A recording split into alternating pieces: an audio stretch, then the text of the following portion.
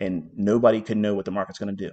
When I'm telling you that we're looking for lower prices, we can trust that it's going to be lower prices if the bodies, which is what tells you the story, are the bodies respecting this 15-minute buy side? I'm sorry, 15-minute city? Yes. Is it wicking into it? Yes. Did it pierce and breach the halfway point here? No. Did it break down below this up close candle right there? Yes. All of this is algorithmic. The bodies are telling you the narrative. Yes, it's bearish. It's really bearish because we can't even go above or even touch the halfway point. Buying in of itself, that's wonderful. When I'm watching price here, I want to see where this candle, when it went up in here, I want to see where that candle closes. Does it stay below and outside of that SIBI on the 15-minute time frame, this shaded area? Yes, it does. So the next one we open up, it rallies up. It should not go above this high, or if it does, it should stop right at that 50%. If it goes above it, the bearish stance that I would have, it needs to be put to the back burner. That means push it aside, or if I'm going to trade, accept defeat and be more willing to take that loss and then wait for more information. With this insight, we drop down into a 1-minute chart.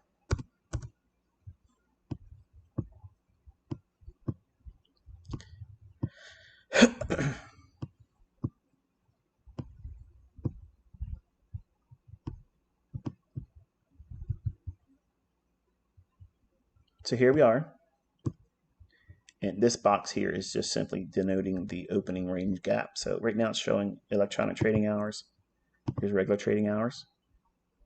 So when I was pointing to this high of that candle, technically it would be the closing price, but when it's real close like this, I'll just use the high. It's the easiest low-hanging fruit objective. It doesn't need to be perfect for an opening range gap. So up here, when we opened up at 9:30, this run up into that 15-minute SIBI is just building in that false rally, which is dubbed by me as a Judas swing. It leads people astray. It looks like it's going to go higher. It looks bullish. And a lot of live streamers, chat windows were really active saying, we're going up, we're going up, we're going up. And that's beautiful. That's poetry to me when I see when the market's trading at a level I would anticipate weakness or reason for it to start going lower. If I see a lot of chatter in live streamers' chat windows by their viewers, which are the definition of street money, the people that don't know what's going on. And if you do those things, folks, what I'm saying to you, please don't take this as a derogatory remark. I'm not trying to talk down to you. I'm not trying to be mean. I'm not trying to troll you. I'm just measuring your perspective, which is very limited, probably most likely to be incorrect most times. I'm looking at that public sentiment aspect that you provide when you make your unsolicited opinions on the internet. I use that as a resource. That way I can get a real measurement of what the average person that's uninformed, has no ability to read price properly most times, at a time when I'm highly favoring a lower delivery and price. You're getting the perfect scenario of when smart money is going to operate versus when the epitome of retail, the least informed traders, the least likely to succeed. How do I know that? They're in other people's live streams in the chat window talking about what they think is going to happen. They would have their own live stream. They wouldn't be on live streams at all. They would be trading. So I'm not in other people's live streams to learn how to trade. I'm in there exploiting their audience. That's what I'm doing. And you can hate me for that, but I'm being honest and I'm telling you that's what I'm doing. That's the only value that their chat window has. And I'm not learning anybody else's stuff because nobody else is going to be better than me. And that's just the reality. So this is a regular trading hour session chart here. So that big, large gap there, that is a real liquidity void. So it's likely that the market will want to gravitate back down into that. Not always, not perfectly. It may do it a later time, but every time there's an inefficiency like that, you want to have it on your chart. How long? Until it's traded back to. And when they close, you change the color. Right now, well, at the time when I created the chart before I left the house and took my son to get his medical procedures done, this was the color I opened it up with. If this was completely closed in and it traded all the way down to the low range of it, then I would dim it out, make it something like, maybe not that, but something like that. Okay, so that way it's referred to, I can see it and how price respects it, because it ain't going to just close it up and be done and over with. This is a real factor in price delivery. It's algorithmically referred to at a later time. Even if they close, they're useful for a few weeks. They expire after about a month, maybe sometimes a month and a half. There are going to be times you'll find that old gaps 3 months ago will still work. Hint, hint, nudge, nudge. But apart from that and beyond that, I wouldn't be interested in them. Opening range gaps are highly impactful to price action.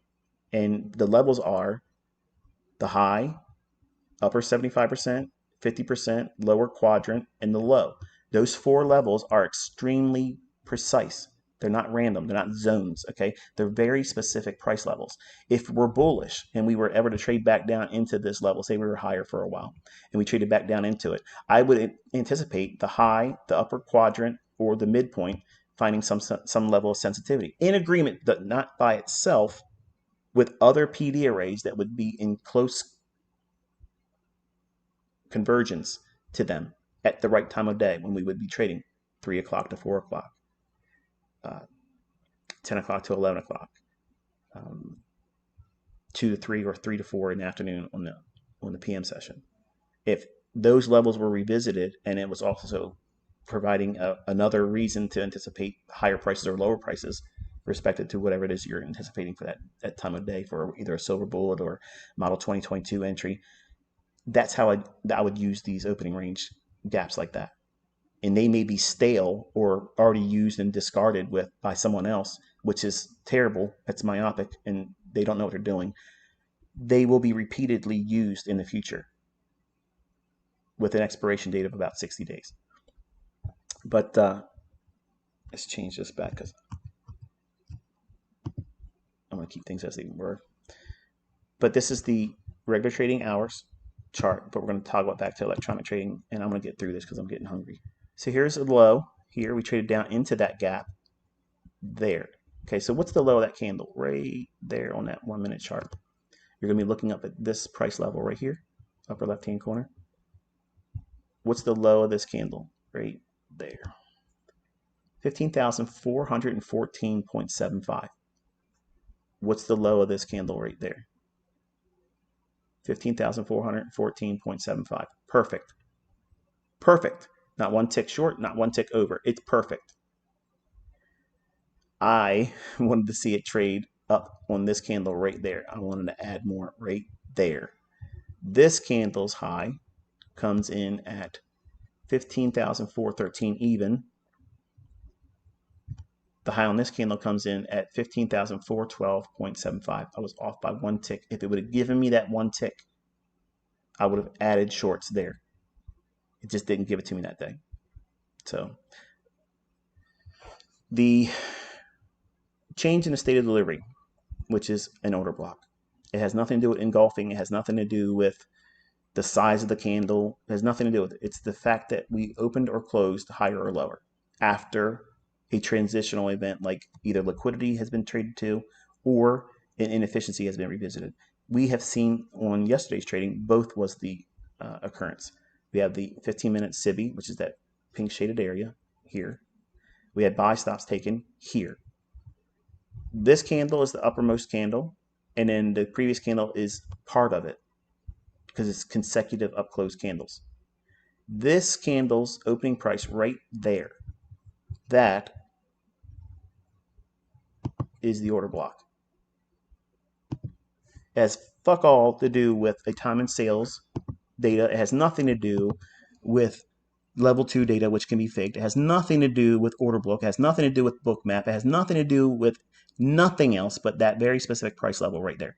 That is the order block. What's occurring there? The market has gone up to take the buy stops. It has traded up into the inefficiency. It's all in a premium. We have a opening range gap down here below. This is all impulsive price delivery, one directional. So it's a Judas swing. It's getting every Tom, Dick, and Harry, retail Rick, all hopped up on goofballs that wants to go long here. They want to chase it. Why? Because it broke out. Everybody makes Forex and futures trading easy. I'm a breakout trader. I do this and I do that. Wonderful. This is how you get your ass handed to you doing breakouts. Okay, you have to know where the likelihood of you being in an extreme and public sentiment, a la Forex Factory, a la other websites I use for futures traders. Live streams are the best because they're chatter, they're window where everybody's talking about it. Or if they're very, very helpful in regards by doing a poll. Like I love Patrick Whelan's live stream when he does a poll. When he thinks, or not when he thinks, but when he gives his audience the opportunity to poll whether they believe it's going to go up or down for the day. I absolutely love that. I wish he would do it every single day. I wish he would do it right at 10 o'clock. Okay. And I wish he would do that every single day because you all could watch this happen. And it's not me trying to say my community is trying to troll his community because I'm indifferent to his methodology. I don't even know what he's doing. The market aggressively ran down into the buy side imbalance, sell side efficiency daily high with this level here, and then we started meandering around here. And that's about when I was telling everybody that I don't recall if I tweeted it. I don't remember if I tweeted, but I know I did it in Patrick's live stream. I was just basically saying, be content with enough and be safe.